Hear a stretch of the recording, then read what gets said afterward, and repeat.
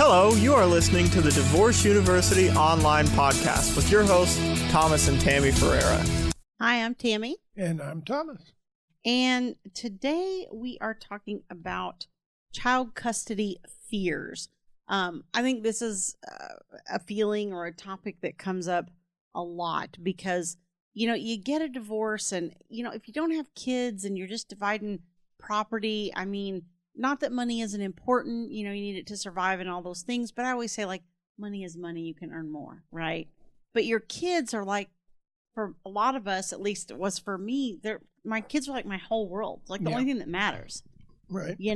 So you have so much fear around that. And, we talked, I think in the last episode or episode before, one of the last couple episodes about having that feeling of wanting your kids to like you more, and all that kind of thing. And so all these things kind of come together and you start being worried about what's going on in the other parent's home. You start being worried about what the impact to your kids is going to be. You have fear of possibly losing them. You have fear of, the system putting things on you that, you don't agree with. There's just so many different ways that the fear comes into play in a child custody situation. True. It's hard to control your child custody case. I think we said something in the last episode about me having to accept things that I cannot change, which is literally everything. Right. And that's the way it is for a lot of people, that you have things that you can't control, like the other parent's drinking, for example, or drug use, or the other parent's lacks parenting or lack of commitment to education. There's all kinds of things. Even things that would constitute child abuse. A lot of times, the court's not going to do anything about them until something bad happens. Something bad has to happen first, and then they'll take action. And that's so hard to say to people. Mm-hmm. It's so hard because obviously I'm a mom, and so I can only speak about this from a mom's point of view. I don't know what it feels like to be dad, but as a mother, we're obviously usually the more protective one. We're the more coddling one. Men tend to be a little more, rub some dirt in it and go on. And so as a mom, from day one, your goal has been to protect your child, to keep them from harm, to keep them from being upset, to keep Moms are more risk averse. Right. And to do all these things. And now suddenly you're thrust into this position where you don't get to control that. Right. So they go off with dad for dad's parenting time and you don't have any input. Right. And so, what if they fall? What if they get sick? What if they don't brush their teeth and they end up with cavities? What if they stay up till midnight and they're so tired at school the next day they can't perform? What if they, dad feeds them nuts and they have an allergy, whatever. Yeah. We hear so many different, fears, and it's really hard to say to a parent or a mom in particular, well, I'm sorry, but until, it's not like you said, something bad happens, you really don't get to control those types of day-to-day functioning in the other parent's household. Right. Like my 17-year-old loves to skateboard, and he hangs out at skate parks, and he's all about grinding and airs and whatever they call kick flips, all this things. And skateboarding is performed over concrete, almost always. And when they're little, you can get them to wear a helmet. But you cannot if you go to any skate park, there's nobody over the age of 14 wearing a helmet. Or maybe 12. Yeah, or maybe even 12. And it's just not thought of as cool. Right. Okay, so picture yourself as mom thinking, oh my goodness, he's going to fall on that concrete and get a concussion. By the way, the most frequent skateboarding accident is actually a fractured wrist. Not that we're going to have a discussion about skateboards and fractured wrists. Yeah, no, we're not going to discuss that. But I have yet to see a head injury. I actually have a cousin that died from that. From a skateboarding injury? Yeah, from a head injury. Oh. Skateboarding. He was about 13 or 14. Right, but here's the thing: the mom, and excuse me if this is a little too binary, but moms are generally more. It's more important to them that the kids that you insist on them wearing a helmet. Yes. And dads are kind of like, no. Right. I tried for a long time with your kids. I'm like I'm telling both boys, you got to wear a helmet. You got to wear your helmet. You got to wear your helmet. You got to wear your helmet. But you didn't reinforce that, and they're your children ultimately, not mine. And so eventually I just gave up. And as a result, they're completely brain dead. Yeah. They've hit their head so many times that they're stupid. There's so many times. I'm kidding. There's so many times. My kids are, 31 and 27. So there's so many times that my kids will be here and something will happen with one of Thomas's kids, and one of my kids goes, I would never have gotten away with that. It's like, no, you wouldn't have, because I'd have kicked your butt. But yeah. I'm not their mother, so it's different, Right. So the biggest danger to my kids right now is Tammy. Yeah. Yeah. Well, one of them's 18, so he can hold his own, but a lot of moms are going to be afraid that Junior will injure his head, and the thing about risk and what's that guy's name? Jordan Peterson writes a chapter on this, and risk taking is an important part of child development, particularly for boys, right?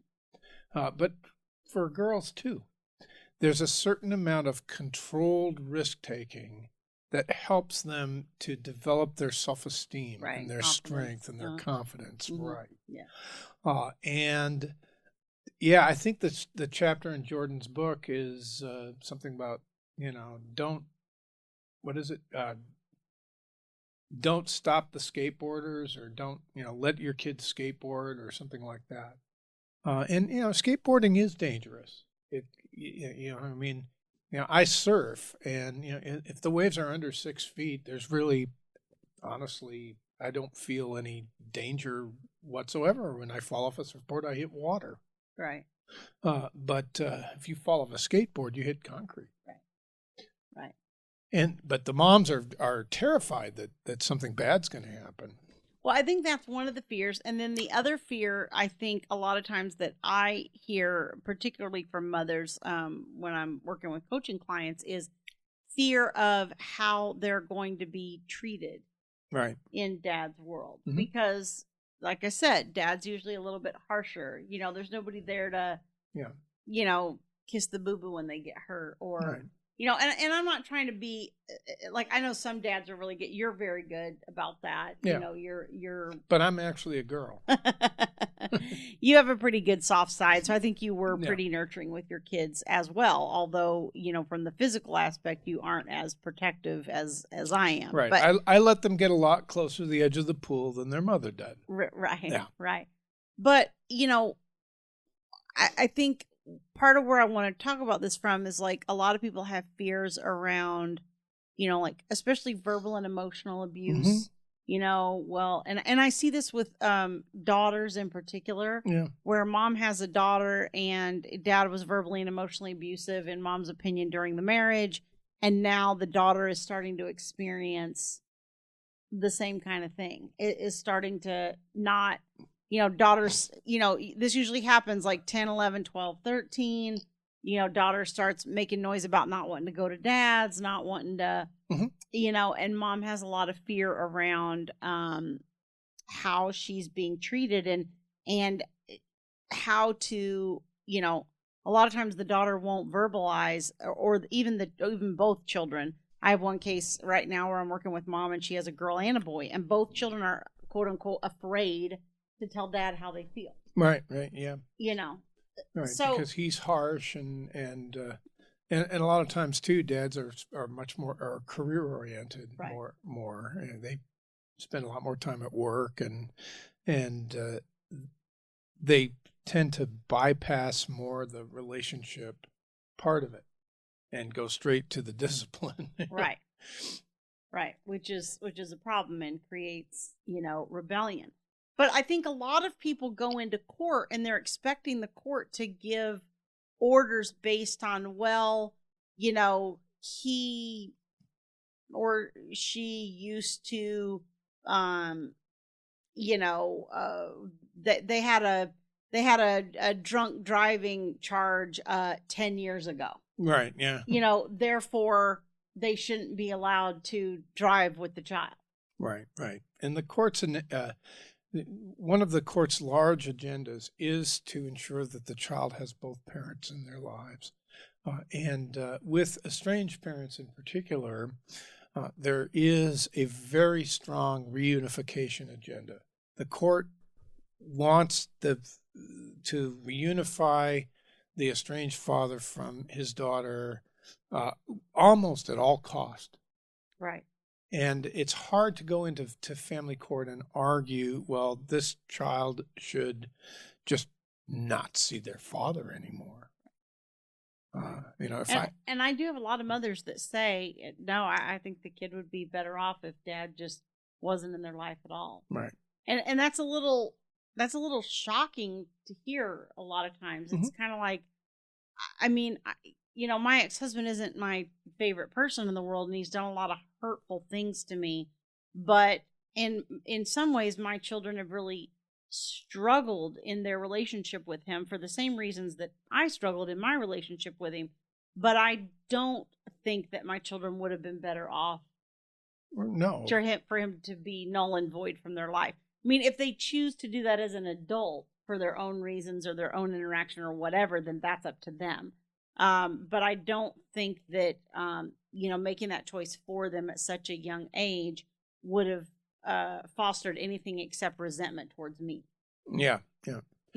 Well, I think that what it comes down to is who's responsible. Excuse me. Yeah, you have a little frog in your throat. I can hear it. Yeah. Excuse me. We need a cough button. We do need a cough button, don't we? Yeah. We could just hold. We could make it like one of those like funny, like old man hacky kind of.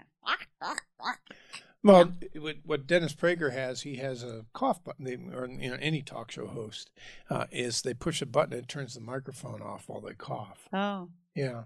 I thought you meant like a cough noise so that we could play it over your real cough. No, that's what I would do. That's not the cough button. Is what I described. Oh, it's a mute button. It's a mute button essentially. Well, why don't you just call it a mute button? Why you call it a cough button? Because in the industry, it's called a cough button. Because a cough button to me is like something that plays the sound of a cough. Like a horn button would be something that plays the sound of a horn. Yeah. Huh. Well, I'm glad we just cleared up that. I'm glad we had that little chat. I am. So what were we talking about? I don't know. Mother-daughter relationships. Well, I remember what I was going to say. I said I think it would have just fostered resentment towards me if they hadn't had any, if I had tried to like eliminate their dad from their life. Well, I think that as an interpersonal matter, it comes down to who is responsible for the relationship. Who is responsible for a parent-child relationship? I think the mistake that a lot of parents make on both moms and dads is in taking too much responsibility for that role in the other world, because again, you're afraid that it's not going to go well and that the child is going to be. I mean, God forbid a child should be unhappy. Right. Can't have that. We can't have them suffering. Right. But you can't force dad to be nurturing towards a child. Right. And the court can't force the child to respect their father. Right. So who's responsible? Right. And my answer to that question is the parties to that relationship are responsible for their own relationship. Yeah, at mom and dad. Right. Mom and dad are responsible, and that's one of the things I think when the child won't go with either parent, whichever one it is, or they're resisting or whatever. The problem in that situation is not the child's problem to fix; it's the parent's problem to fix that relationship with the child. Right. But it's hard to let go of that control because, dad might let him skateboard without a helmet. Right. Yeah. Right. Or might let him go to a friend's house that we don't know the name, address, phone number, blood type, whatever. I don't know what you're talking about. Yeah. This is something Thomas and I argue over because sometimes he'll say, where'd the kid go? Oh, he went to Fred's. Fred who? Oh, I don't know his last name. Well, do you have Fred's phone number? No. Do you know Fred's address? No. Do you know what state Fred lives in? Do you know Fred's parents' names? No. Like, what's wrong with you? Why are you letting the kid go somewhere? And then he's like, oh, yeah, I should probably know that, shouldn't I? Yes, you should. Yeah. But I think that, kind of the bigger point is really what we said a little while ago, which is that the court isn't going to make orders based on your fears. So just because one of the parents had a drunk driving incident 10 years ago when they were, 22 and, did something stupid. Well, and who now hasn't been arrested for drunk driving? And now 18 years later, they're responsible and, a parent and all those kinds of things. The court's not going to go, oh, there's this thing in your past that now we're going to hold this against you and order this because the other parent's afraid something's going to result from it. Yeah. In a way, you've produced a child with this person. Right. And you have made an election as to who the other parent of your child is going to be. Right. So having made that election, you kind of have to take the good with the bad. Right. Right. Or like we had somebody contact us recently where it was a mom who was afraid that dad had gotten involved with a gang. Yeah. But it was kind of like, well, I don't know if dad is or not, but if he was, it was recent and there hasn't really been anything.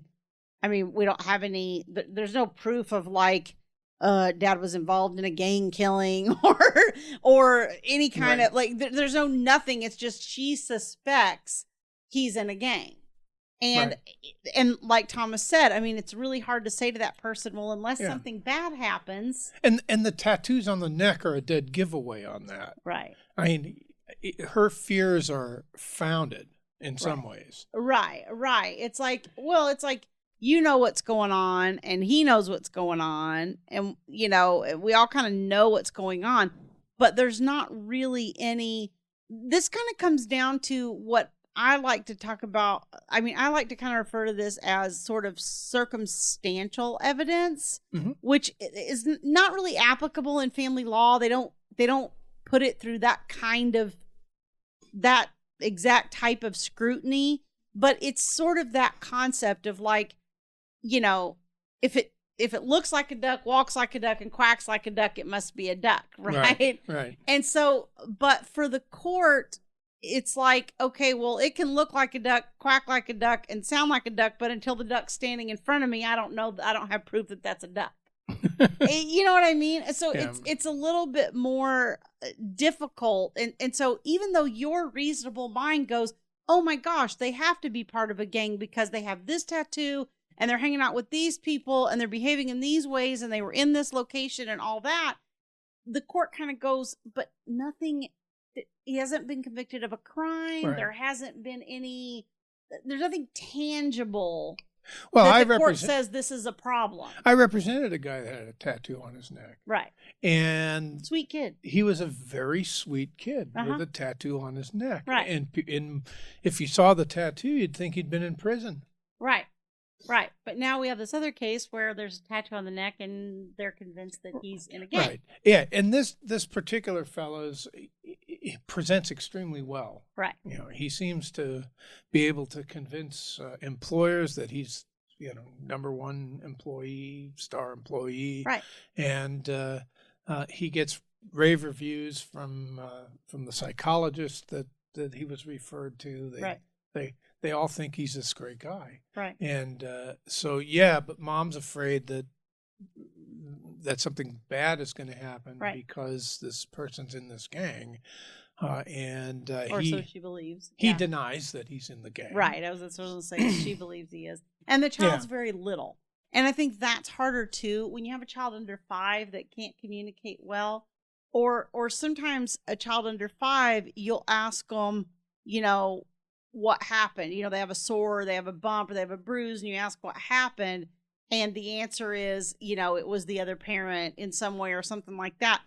That's really, really difficult because any child is not, I would say even up until about age 15, in a lot of ways, they're not a reliable witness as to what happened. Even after 15, there can be issues, but it's especially bad in like 0 to 5. Like that child cannot consider the context of situations of what's happening. And so it's really, really hard when you get this answer from the child. You have no idea. And most of the time, if you have 3 different people ask the child the same question within a couple day period, the child will give a different answer to every single one. Yeah. So it's really, really hard because they're not a reliable witness. And a lot of times when parents have these fears, it's because the child has said something to them or answered a question that they asked them in a way that makes them believe that the other parent harmed the child in some way. Yeah. And that's not, the court doesn't consider that an accurate piece of evidence. Right. So the first thing you have to ask yourself, I think, is what are you reacting to? And I think that apropos of the title of this episode, most of the time what parents are reacting to is their own feelings. Right. It's their own fear. So you have to ask yourself, is the fear real? Because most of the time, and I would say over 90% of the time, it's false evidence appearing real. Right. It's something that you're afraid that's going to happen that's unlikely to happen. Like in the case we just mentioned, I think a neutral observer would not jump to the conclusion that the child's in danger with dad. Right. And even if they did suspect that might happen, in other ways, this guy seems to be dedicated to parenting this child.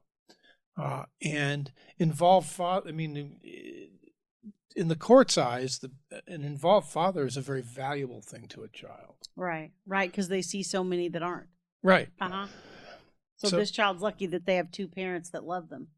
So I think the question you have to ask yourself is, number one, is this something that if child welfare were to investigate, that they would take this child and put him in the foster care? Or put him in Polinsky or put a safety plan in place. Right. Yeah.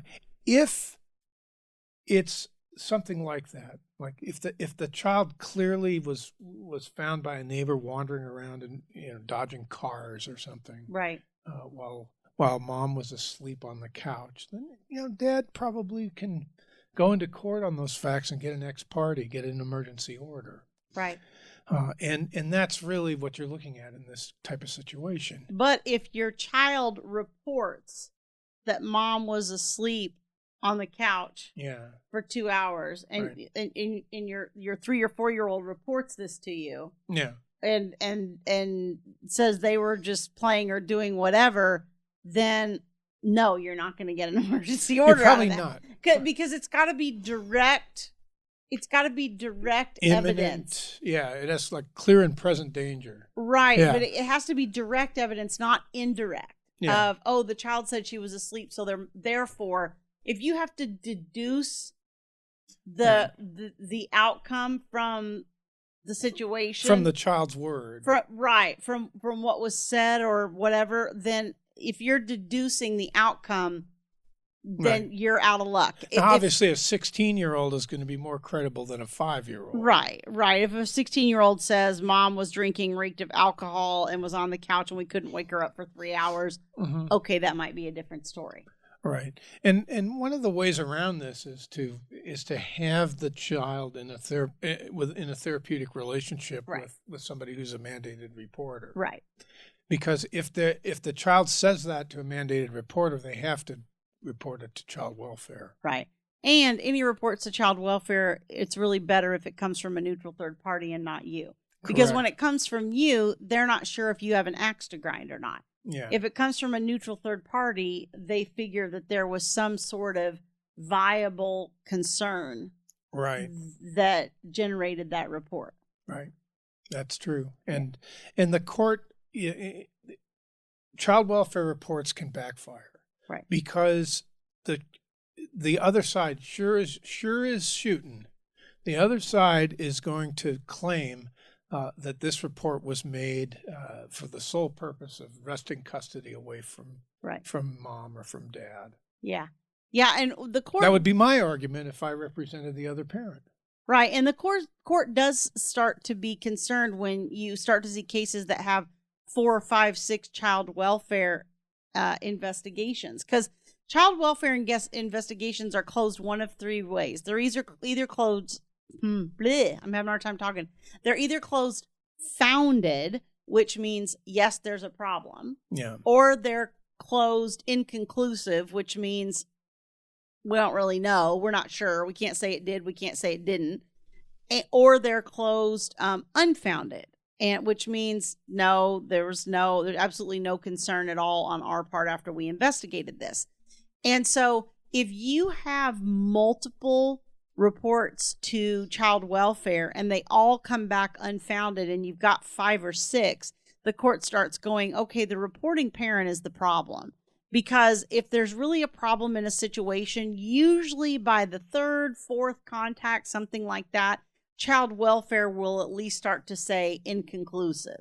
Yeah. If there's really a concern. Correct. So if you've got 6 unfounded reports and they all came from you as the other parent, you're painting a picture of yourself being the problem at that stage. That's correct. Yeah. Yeah. And how else do we deal with fear? Well, a lot of times I ask our clients, and this may sound off the wall to you if you're not religiously inclined, but I ask, are you a religious person? Because to a certain extent, you have to trust the Lord or a higher power, whatever you believe the ultimate meaning of life, because that child is going to go into that parent's care, most likely. Right. I've seen very few cases that stay with one parent having sole custody. Right. If the other parent is interested in getting custody back, the court's going to give them a pathway. Right. If they're willing to jump through all the hoops necessary. The court's going to give them a step up. Right. So, you go get your therapy, go to the battery program, 52-week battery program, or take a parenting course, and we'll give you an unsupervised visit, and then we'll kick that up to an overnight, and then we'll kick it up to alternating weekends, and so forth, and usually that case is headed towards joint custody unless the parent messes up. Right, like we've seen cases where someone has either, like Thomas said, drug or alcohol problem, or they're struggling with some form of mental illness or whatever. But, we had a case several years ago where one of the parents was struggling with mental illness, but that parent went, they got diagnosed, they got on medication, they got treated, and they got into a pretty steady, I would say about 30-35% parenting time. And then a couple years in, sort of had this breakdown again and kind of had a little bit of a relapse. And so the children went back to the other parent for, the temporary situation until they were able to get the other parent back on track, back on meds, back stabilized and all that. And then, like Thomas said, they start working up again. Okay, we do supervise for a while to make sure the children are okay. We step up to unsupervised, then we step up to overnights, then we step up to, and eventually people can have a 50-50 parenting plan if they're willing, if they are compliant with all of the things that the court feels is necessary for them to do for the children to be safe. But that's scary. It is scary because the kids go into the black hole of dad's world or mom's world, depending on which side you're on. Right. And the fear comes back. Yeah. So number one is, to a certain extent, you have to trust God or the universe or Right. whatever, and have faith that your kid's going to be okay. Right. But number two, I think, and this is a really good way to approach fear, is to understand that when you look at the world, you're really looking at it, like a reflection on the cave wall. It's like the light comes into you're in a cave, and the light comes into the entrance of the cave, and all you can really see are little figures that are little shadows that are moving on the wall. That's about the extent of our ability to perceive what's going on in that world. Right. And so when you see tattoos on people's necks, and maybe some coarse behavior or some weekend drinking, you tend to see child abuse in every corner. Right. And that's the way the human mind works. Right. We have a certain amount of what we call a confirmation bias, which is Right. a bias towards seeing things that we already believe are there. Right. And you have to check that and realize that your perception is not reality. Right. A lot of times it's not. I mean, Right. if you see a truck barreling down on you, then your perception probably is reality. Right. But if you're not in that world, who knows whether the danger to that child is worth the risk of not having a father in his life. Right, or mother. Yeah. Because when those kids become teenagers, you're going to be glad they have a father in their life. Right. You're going to need somebody that's a bit bigger and stronger and scarier than 5'2" little old mom. Yeah. Yeah. Or even if you're dad, you'll want them to have another house to go to.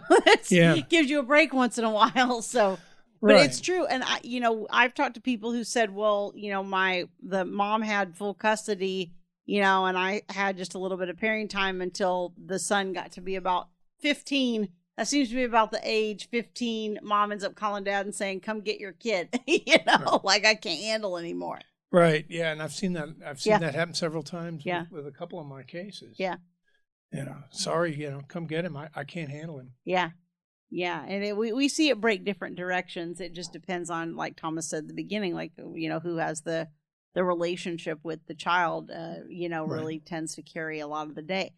But, I think the important thing to understand is just that you aren't going to be able to get orders out of the court based on your fears. Right. It has to be things that are actually happening. And this is why we talk to people about, documentation, keeping track of parenting time, just keeping a log. You just get a spiral bound notebook and just write down little things that, happen that, maybe even aren't terribly significant right now, but you never know in retrospect what's going to I find a lot of times when something is going on, there'll be all these little things that'll happen. And then suddenly there's some major incident that causes all of that to sort of fall into place and be like, oh, that was all leading up to this. Right. And I think once that happens, all those pieces can fall into place and be part of your evidence to the court. But the little day-to-day things are easy to forget. And you don't realize till after the fact that they were part of this bigger piece that happened. Right. So, and if you're acting out of fear, it backfires in court. You can end up looking like, the problem. And so what you want to do is, yes, you want to keep records, you want to document, you want to keep track, but it's sort of like your own little private world of documentation. Don't use your communication apps for documentation purposes. That's not what they're for. You writing it down on a notebook is just as valid documentation as putting it in a messaging app in some way. But you want to keep track of what's going on, but you also have to try to, step back and let go of that control, because what I always say is you got to give them enough rope to hang themselves. A lot of times we're doing just enough to keep things from falling apart, and we don't want it to fall apart because we worry about the impact on the kids and all that kind of thing. But if the other parent really has other ulterior motives or isn't doing this for the sake of the kids or whatever, that will all become clear over time. Probably will, yes. But you have to give it the chance to happen. That's right. That's right. So, all right. So thanks for joining us. If you are listening to the podcast, please rate and review us wherever you're listening to us. It helps us, and subscribe. It helps us get up in the rankings. If you're watching us on YouTube, don't forget to hit like and subscribe to our channel so you get notified of new videos as they come out. And thanks for joining us. Thank you very much. Thank you for listening to the Divorce University online podcast with your hosts, Thomas and Tammy Ferreira. For more information, visit www.divorceuniversityonline.com.